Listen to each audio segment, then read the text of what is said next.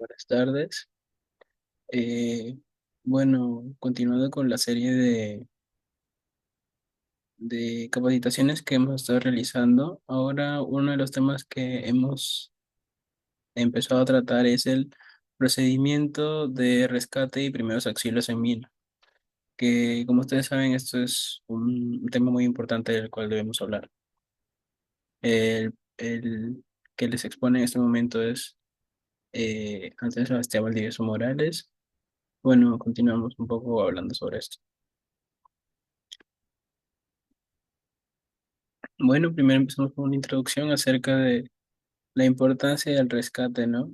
Que tenemos que realizar y también la importancia de estos primeros auxilios que debemos aplicar en las minas subterráneas, en todo caso, en el cual nos hemos centrado un poco.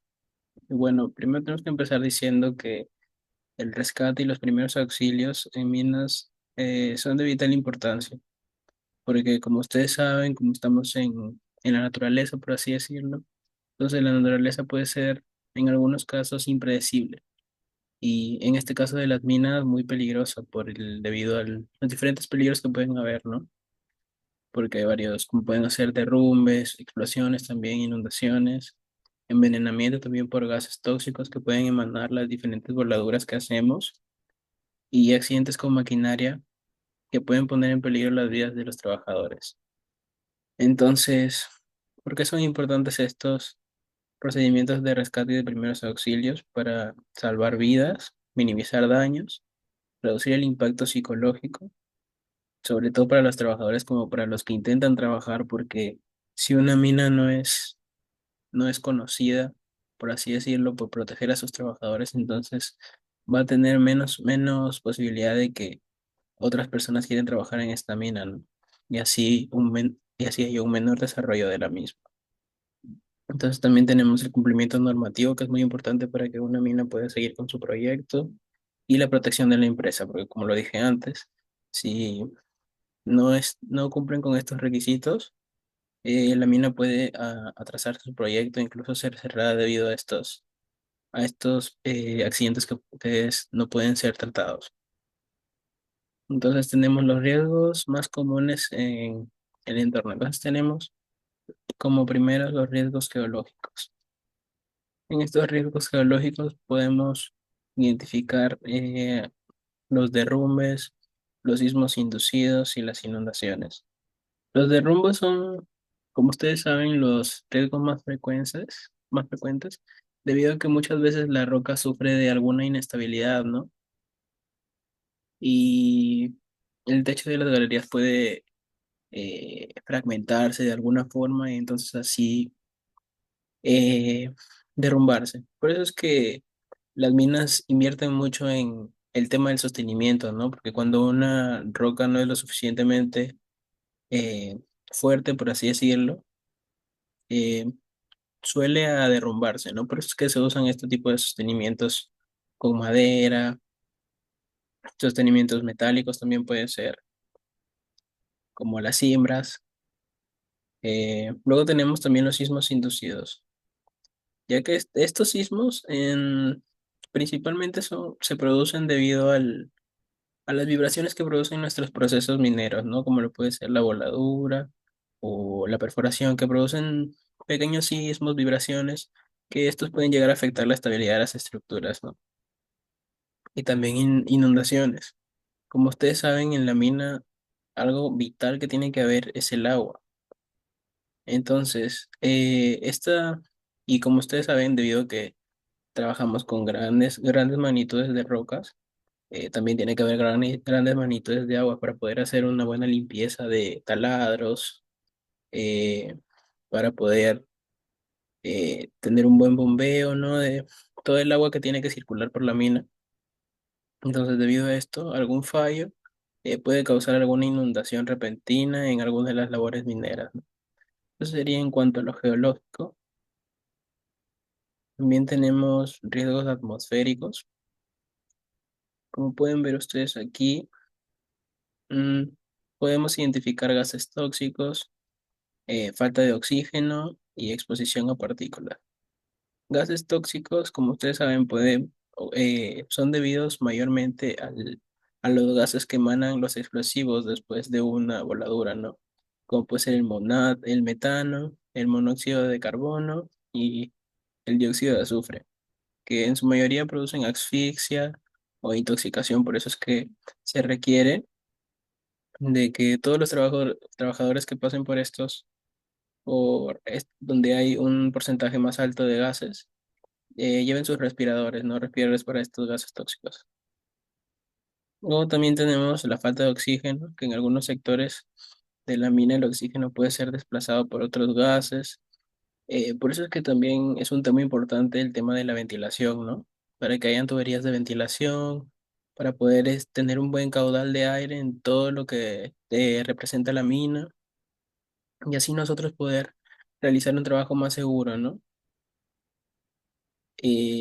También tenemos la exposición a partículas, que bueno, que en todo caso sería el polvo de la roca y otros materiales particulados que pueden dañar enfermedades. Por eso es que se sigue un procedimiento en las minas de regar, ¿no? Los pisos, de, cada vez que se hace un avance, como quedan muchas partículas de roca, es mejor regarlo, ¿no? Para que todo vaya sentando y así no haya mucho polvo, el cual pueda hacer una exposición mayor de esta. Luego también tenemos riesgos mecánicos, que viene todo lo que es con la maquinaria, los objetos que se usan para estos procedimientos de roca. Y aquí, como podemos identificar, son atrapamientos, caídas de objetos, caídas de rocas y choques y colisiones, ¿no? En atrapamientos, bueno, como su mismo nombre lo dice, los mineros pueden quedar atrapados, ¿no? En estas maquinarias, en los equipos o en espacios que pueden ser reducidos o confinados. También tenemos la caída de los objetos, que en todo caso serían las rocas, pueden ser también herramientas o equipos, y que en muchos casos pueden causar lesiones muy graves, ¿no? Por eso es que siempre se tiene que buscar a las personas que tengan una mayor experiencia y una maniobrabilidad de estas maquinarias más, que sean más habilidosos, ¿no? Para que puedan evitarse estos, estas lesiones, estos accidentes. Y los choques y colisiones en este caso, los vehículos, equipos que son utilizados en estas minas. Luego tenemos la identificación de emergencias, ¿no? Que es muy importante para, a partir de eso, nosotros conocer los riesgos que pueden surgir. Entonces tenemos indicadores visuales, en este caso serían derrumbes, inundaciones, incendios, explosiones. También tenemos indicadores auditivos como ruidos inusuales, alarmas o gritos de auxilio. También tenemos indicadores olfativos, como pueden ser olor a gas, olor a quemado o otros olores extraños que en su mayoría suelen ser peligrosos, ¿no? También tenemos procedimientos a seguir ante una emergencia, que es activar la alarma, evacuar el área, no entrar en pánico, utilizar los equipos de protección personal e informar a los equipos de rescate. Que no cabe recalcar de que cada mina tiene que tener un equipo de rescate, ¿no? Para que pueda solucionar todo este tipo de accidentes que pueden ocurrir. Luego tenemos tipos principales de emergencias. Tenemos los derrumbes, incendios, intoxicaciones. Como ustedes saben, en la minería, en este caso subterránea, a pesar de que hayan tenido avances tecnológicos y a pesar de que también en los últimos años se haya estado apostando más también por la seguridad, aún sigue siendo muy riesgoso, ¿no?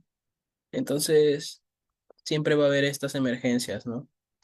Y en todo caso, aquí son algunas de estas, como por ejemplo los derrumbes, que puede ser debido a inestabilidad geológica, vibraciones, o una excavación excesiva, o a falta de sostenimiento, como ya lo mencioné antes. Luego tenemos los incendios, que en este caso sería equipo eléctrico defectuoso, explosiones de metano, fricción, combustión espontánea, asfixia, dificultad para respirar y daños a las instalaciones, destrucción de equipos y estructuras. Por eso es que para más que todo haciendo un poco de inciso en el equipo eléctrico defectuoso. Por eso es que se busca, ¿no? A una persona que sea especializada, un electricista especializado para que pueda mantener pueda manipular estas cosas con mucha seguridad, ¿no? Porque a nosotros estar en un constante exposición a gas, exposición a la pólvora también, por así decirlo, no falta de que pueda haber algún fallo eléctrico y entonces ahí puede ocasionarse no solo el incendio, sino una explosión o un accidente incluso peor, ¿no? Que puede ocasionar hasta muertes de nuestros trabajadores. Luego tenemos las intoxicaciones, que en este caso sería gases tóxicos, polvo de roca, sustancias químicas que pueden causar náuseas, vómitos, también la pérdida de conciencia y algunas enfermedades crónicas, ¿no? También, bueno, y en este caso como último punto tenemos una prevención y mitigación, que puede ser una ventilación adecuada, como ya lo dije, para nosotros tener un buen caudal de aire y así pueda haber el oxígeno necesario para poder hacer un trabajo adecuado, ¿no? Y en las condiciones que se deben. Un monitoreo continuo de esto, el porcentaje que hay de los diferentes gases y cómo mitigarlo. También un mantenimiento preventivo de los equipos, de todo el sostenimiento que pueda haber también, capacitaciones, planes de emergencia detallados y actualizados y inspecciones regulares, ¿no? Luego tenemos protocolos básicos de respuesta inmediata. Los protocolos de respuesta inmediata en minería subterránea son cruciales para salvar la vida de los trabajadores y minimizar los daños en caso de una emergencia. Entonces, cuando hay un derrumbe, un protocolo sería activar una alarma, inmediatamente la alarma de emergencia para poder alertar a los trabajadores que están circulando por esta zona. Luego evacuarlo, ordenar la evacuación del área afectada y de las zonas adyacentes. Y sobre todo establecer una señalización también, ¿no? Para que no puedan pasar por ahí. Luego un rescate, organizar equipos de rescate para evacuar y rescatar a los trabajadores atrapados. Y luego una estabilización, intentar estabilizar la zona afectada para evitar nuevos derrumbes. Y sobre todo aquí es donde entra a tallar también el sostenimiento adecuado, ¿no? En este caso aquí sí deben ponerle un poco más de esmero y un poco más de seguridad, debido a que ya son zonas que son peligrosas a un grado superior. En el caso de los incendios, también es necesario activar una alarma, pero en este caso de incendios, y cortar automáticamente el suministro de energía eléctrica, ¿no? Luego una evacuación del área afectada y las zonas cercanas también. Luego intentar extinguir todo el fuego utilizando equipos de extinción disponibles. Y por último, una ventilación mejor, ¿no? Para poder quitar todo el humo que ha generado este incendio. Luego, cuando hay alguna intoxicación, también se activa una alarma. Luego se aumenta la ventilación para poder diluir estos gases y se rescata a los trabajadores afectados en un lugar seguro. Eh, y como último, una atención médica, ¿no? Para las personas que han sido intoxicadas por estos gases. Y ya de una manera general, para todas las emergencias, tiene que haber una comunicación clara y efectiva, donde puedan dar los detalles que sean necesarios para que uno sepa, ¿no? Cuáles son los involucrados, dónde están y cuál es la forma más segura en que nosotros podemos actuar, ¿no? La forma más segura y más rápida. Luego, como siempre y como todos los trabajadores que entran a mina deben usar, tienen que usar equipos de protección personal, pero en este caso tienen que ser adecuados para cada emergencia que se realice, ¿no? Porque no vas a usar lo mismo cuando es el caso de un derrumbe y un incendio, ¿no? Porque los incendios se necesita un material en la ropa más especial. Luego el seguimiento que se tiene que hacer de los procedimientos de emergencia y también, cómo no, realizar simulacros, ¿no? Para poder saber cómo actuar y hacerlo de una manera más eficaz para que los trabajadores estén más preparados, ¿no? Con respecto a esto y que sepan de forma básica cómo realizar los primeros auxilios también, que es algo que vamos a hablar un poco más adelante. Luego tenemos equipos y procedimientos de rescate. Los equipos y procedimientos de rescate en minería subterránea son fundamentales para garantizar la seguridad de los trabajadores en caso de emergencia. Estos elementos deben estar diseñados para operar en entornos hostiles, como espacios confinados con poca visibilidad y potencialmente contaminados. Equipos de rescate. Tenemos equipos de respiración, equipos de iluminación, equipos de comunicación. También tenemos el procedimientos de rescate, que son procedimientos que se deben ser claros, concisos y conocidos por todos los trabajadores, ¿no?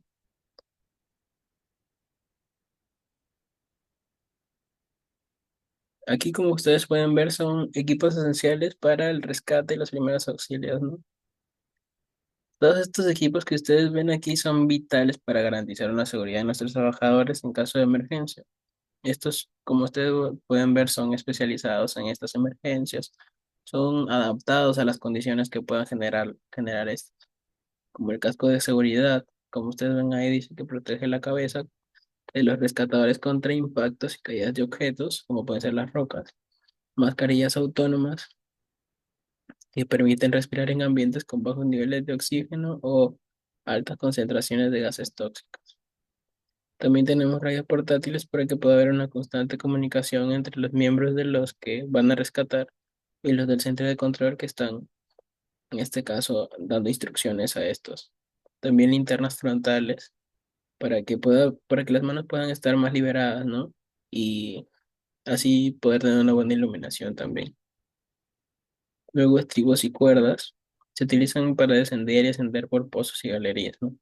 Porque son diferentes labores que pueden haber en la mina. También camillas cuando se trata de algún lesionado, alguna persona que no puede valerse por sí misma respecto a su cuerpo, ¿no? Que tenga que ser llevado en camilla. Y detectores de gases también son importantes para poder medir los niveles de gases que hay, como el metano, el monóxido de carbono.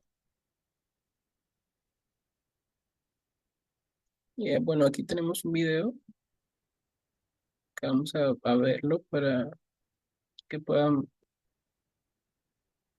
tener un poco más en cuenta, ¿no? Puedan entenderlo un poco más. Primeros auxilios. Los primeros auxilios son la atención que puedes prestar a una persona que ha sufrido una lesión como consecuencia de un accidente o una enfermedad repentina, antes de ser trasladado a un centro de atención médica. Las fracturas pueden ser cerradas o abiertas. Cuando una persona sufre una caída o le llega a caer un objeto pesado en alguna parte del cuerpo, es necesario revisar los siguientes síntomas: deformidad, inflamación, edema. Si presenta los tres, seguramente se trata de una fractura que requiere un ferulizado. Para hacer un ferulizado temporal es necesario pedirle ayuda a otra persona para que sostenga la extremidad presionando sobre las articulaciones opuestas más cercanas. Coloca un inmovilizador para crear soporte. Para ello, pon un pedazo de cartón sobre el área lesionada y envuélvelo con una venda. En caso de no encontrar vendas, puedes utilizar un cinturón o un pedazo de tela. En caso de tratarse de una fractura expuesta, evita acomodar el hueso, solo controla la hemorragia y realiza la inmovilización. Las hemorragias son el sangrado sin control por alguna herida. Se deben contener para evitar el desangrado. Cuando se presenta la hemorragia, tienes que colocar gasas esterilizadas sobre la herida y con una mano enguantada ejercer presión firmemente sobre la herida. Al mismo tiempo, eleva la extremidad o hemorragia por encima del nivel del corazón del lesionado y mantén la presión, siempre y cuando no haya datos de probable fractura. Otro método de control es la presión indirecta. Es cuando se hace presión sobre la arteria más cercana a la extremidad con el fin de controlar el flujo de sangre. Utiliza una venda para envolver la herida y protegerla, así aumentas la presión para evitar el sangrado. Consulta con el herido cómo siente el vendaje. Si lo siente muy apretado, véndalo de nuevo, pero con menos presión. Si el vendaje se empapa de sangre, retíralo y coloca uno nuevo. En caso de no tener a la mano vendas, coloca una toalla o prenda limpia sobre la herida, mientras esperan la llegada del servicio médico. Las quemaduras son heridas en la piel que deben atenderse con mucha higiene considerando su grado. En las de primer grado, la piel se enrojece, se hincha y la persona presenta sensibilidad al dolor y al ardor. En las de segundo y tercer grado se presentan ampollas y lesiones que pueden afectar la piel, los músculos y tejidos. El procedimiento de atención es el siguiente. Nunca retires ropa o materiales adheridos a la lesión. Pon la herida bajo el chorro de agua fría. No apliques ungüentos, cremas o pomadas. No rompas las ampollas en caso de que existan. Cubre la lesión con gasas estériles y vendajes para evitar una infección y manténla cubierta. Si la persona siente mucho dolor o la herida continúa muy caliente, puedes ponerla nuevamente bajo el chorro de agua. Colocar manta o cobija para mantener cutermia. Valorar datos de alarma, choque hipovolémico. La obstrucción de las vías respiratorias se debe a un atragantamiento con un objeto extraño o de comida. Ante el primer síntoma, que es cuando la persona empieza a toser, debes decirle que sabes primeros auxilios y preguntar si te permite ayudarle. Ayúdala a seguir tosiendo.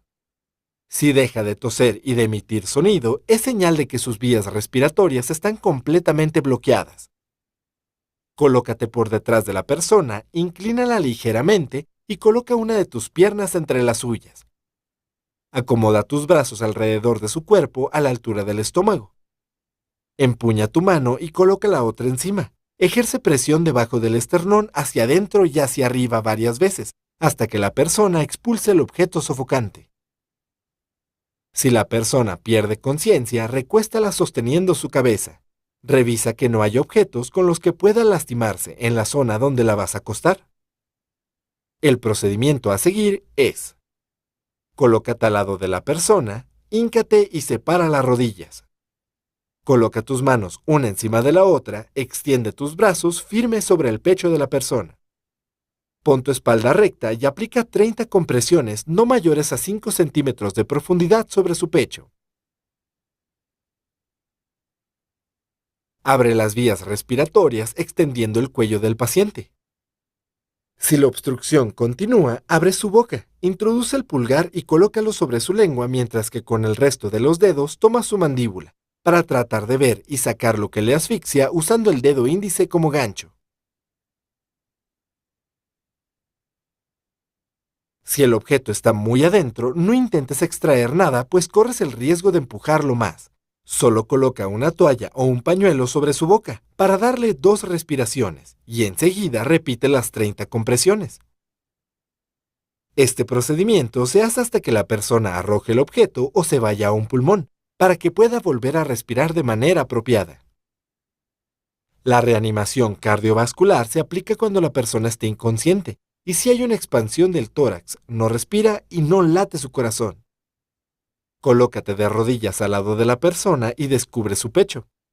Despeja las vías respiratorias e inicia 5 ciclos de 30 compresiones por 2 ventilaciones. Observa la expansión del tórax para verificar que el aire está pasando a las vías respiratorias. Una vez que la persona respira por sí misma, gírala hacia ti y revisa su respiración cada 2 minutos. En caso de que no respire, reinicia los ciclos. Cuando una persona perdió mucha sangre, puede estar sudorosa, fría, pálida y confusa. A esto se le conoce como estado de shock hipovolémico. Para atender a una persona en este estado, pregúntale si se encuentra bien y mide sus signos vitales. Cubre su pecho, espalda y piernas con cualquier prenda que tengas a la mano para mantener el calor corporal. Coloca un objeto debajo de las piernas para mantenerlas elevadas. Una vez realizadas las recomendaciones de primeros auxilios, espera que llegue el servicio médico.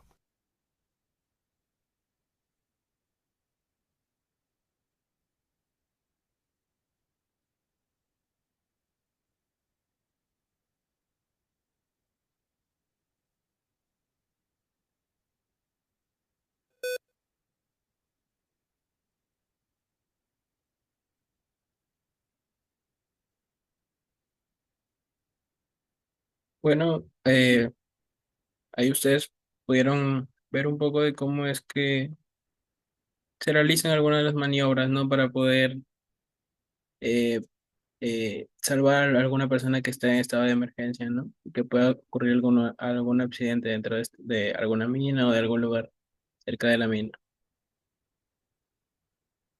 Bueno, aquí no tenemos los equipos de protección personal, como casco, lentes de seguridad, zapatos de seguridad, cosas así pues súper importantes, mamelucos, que pueden haber de diferentes materiales respecto al trabajo que se esté realizando, guantes también, que también hay de diferentes materiales respecto al trabajo que se realice, tampones, orejeras para los ruidos que puedan emitir, diferentes procesos que pueden haber en las minas y botas punta de acero también, ¿no? Pero en este caso de Hebra, más que todo para trabajos que tengan que ver con electricidad o agua. Bueno, los básicos de primeros auxilios, ¿no? Los primeros auxilios son los cuidados inmediatos, ¿no? Los cuidados que son los adecuados y los que se prestan a las personas que están accidentadas, ¿no? Antes de poder llevarlas a algún centro médico o, o a la Cruz Roja o a diferentes centros que te pueden dar esta ayuda, ¿no? Y generalmente son con materiales que se tienen a la mano, ¿no? Por eso son primeros auxilios. Primero lo que se tiene que hacer es una evaluación de la víctima, ¿no? Ya que, bueno, se incluyen los pasos básicos que ayudan a determinar el estado de la persona herida o afectada. Esta evaluación es crucial para priorizar acciones y tomar decisiones rápidas en un entorno de emergencia como una mina subterránea. Entonces aquí tenemos la evaluación primaria ABC, ¿no? Esta evaluación es la que determina en un lapso menor a 10 segundos el estado del paciente, ¿no? El estado de la conciencia, su condición respiratoria o su condición circulatoria. A, que dice airway, en este caso sería el tipo de respiración. Breathing, que significa respiración. Y C, que es ventilación, ¿no? Eh, bueno, en airway lo que podemos ver es que se verifica si la área está despejada. Luego se observa si hay obstrucciones, que pueden ser tierra, polvo, objetos o sangre. Luego, si es que sí está bloqueada, se intenta despejar con técnicas seguras, como la maniobra de tracción en la mandíbula o inclinación de la cabeza, que ya los hemos visto en el video anterior. Luego tenemos B, que es breathing, que si primero tenemos que confirmar que la persona está respirando. Luego se escucha, se observa y se siente el fluido del aire de la víctima. ¿Cómo? Ponemos nuestro oído cerca de la nariz o de la boca y mira el pecho para ver si está respirando, entonces va a subir y va a bajar, ¿no? Y si es que no respira, tenemos que darle respiración artificial, ¿no? O puede ser también maniobras de reanimación cardiopulmonar. Y luego C, tenemos que revisar si hay pulso, puede ser en la arteria carótida o en la radial. Luego buscar signos de hemorragia externa o interna, algún sangrado, hematomas también. Y bueno, si hay hemorragia, se tiene que aplicar presión directa, ¿no? Para poder detener el sangrado. Luego aquí tenemos unas formas de cómo poder tener un control respecto a las fracturas que se pueden realizar los trabajadores, ¿no? Primero, con una fractura en el brazo, lo que se tiene que hacer es inmovilizar el antebrazo, ¿no? En este caso, si el antebrazo es el afectado.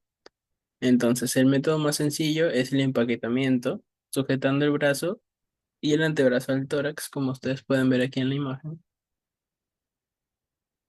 Luego tenemos la inmovilización del brazo, que dice sujetar el húmero mientras se dobla el codo hasta colocarlo en ángulo recto. Inmovilizar la parte externa del brazo usando un cabestrillo. Cabestrillo se le llama a esa parte de madera que ustedes pueden ver ahí para que esa parte del brazo pueda mantenerse rígida, ¿no? Y luego tenemos la inmovilización de la pierna, que en este caso se pueden emplear férulas rígidas en ambos lados y un acolchonamiento en los laterales, ¿no? Para que no pueda causarle tanto dolor cuando se transporte a la víctima, ¿no? Luego tenemos un control de hemorragias. Primero tenemos que saber que la hemorragia es la salida de sangre de los sanguíneos, ¿no? Como consecuencia de alguna rotura de estos mismos y por eso se produce una hemorragia. Entonces, esta atención tiene que ser inmediata, a los pocos minutos, ya que si pierde mucha sangre, la persona puede entrar en estado de shock, ¿no? Y con esto la muerte. Entonces, tenemos tipos de hemorragias. Tenemos la hemorragia interna, que puede verse debido a abdomen rígido, hematomas, vómito con sangre o ya el shock, ¿no? Porque al tener una hemorragia interna es cuando puede haber una salida de sangre mayor, ¿no? Luego tenemos hemorragia externa, que en este caso la pérdida de sangre es de una herida abierta, ¿no? Que se puede observar. Puede ser arterial, venosa o capilar, como ustedes pueden ver ahí, la diferencia entre cada una de ellas. Luego, ¿cómo se controla una hemorragia interna? Como primer paso se tiene que hacer una elevación, ¿no? Y hacer una presión directa. Si la herida está en un brazo o en una pierna, eleva la extremidad afectada por encima del nivel del corazón, para que en este caso pueda haber una menor presión respecto a dónde está la herida y con esto no pueda salir mucha sangre, ¿no? Y llegar la sangre hasta ahí. Luego, como un segundo método, puede ser un torniquete, ¿no? Pero esto ya es en casos extremos, cuando es abundante la sangre que está saliendo, ¿no? Por eso aquí dice que se usa como último recurso cuando la hemorragia sea severa y no se pueda controlar con métodos anteriores. Es cuando son heridas demasiado abiertas, ¿no? Entonces se coloca un torniquete de unos 5 a 10 centímetros por encima de la herida, entre la herida y el corazón. Entonces se registra la hora en que se aplicó y afloja únicamente bajo supervisión médica, ya que un uso prolongado puede causar daño permanente a los tejidos. Y para los que no conocen, bueno, los torniquetes son en este caso, como ven en la imagen ahí, es como una venda que se enrolla en la herida y a partir de esta eh, puede ser como un palo de madera o el palo de algo que esté, obviamente no sucio para que no se pueda infectar la herida. Se empieza a enrollar, ¿no? Se empieza a dar vuelta a vuelta para que esto pueda generar una presión mayor. Luego tenemos una presión que se tiene que presionar firmemente, ¿no? Para poder detener el flujo de la sangre y hacer una presión constante, para que la sangre pueda coagular y así poder detenerse la hemorragia, ¿no? Y luego dice, no retires el material usado, incluso si se empapa. Coloca más capas encima para interrumpir el proceso para evitar el proceso de coagulación. Luego un vendaje compresivo. Una vez que el flujo de sangre haya disminuido, fijar el material de presión con un vendaje ajustado. Asegúrate de que el vendaje sea lo suficientemente firme para mantener la presión, pero no tan apretada como para cortar la circulación. Ya eso depende de la situación en la que esté la víctima, ¿no? Y en cómo la persona que la está ayudando sepa identificar estos síntomas y saber qué método poder usar.